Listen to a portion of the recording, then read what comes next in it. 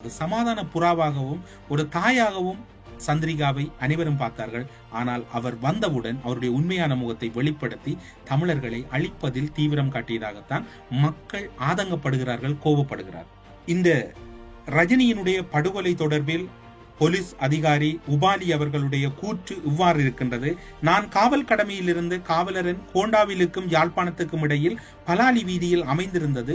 குறித்த நிலையத்துக்கு அருகில் கடைகளும் இருந்தன.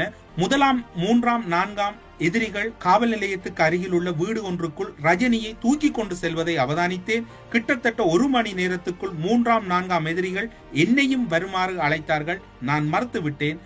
அதன் பின்னர் அவர்கள் மேலும் 1 மணி நேரம் ரஜினியுடன் காணப்பட்டார்கள். பின்னர் அவர்கள் வெளியே வரும்போது அதிர்ச்சியாக நிலையில்தான் வந்தார்கள்.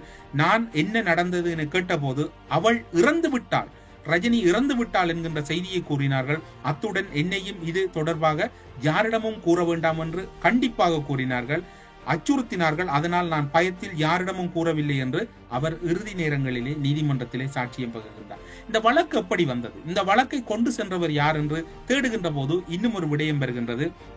ரஜினியினுடைய இந்த விடயம் ஊடக பரப்பில் முக்கியத்துவம் பெறாத வகையில் அரசும் அரச ஊடக அமைச்சும் மிக அவதானமாக இருந்தது.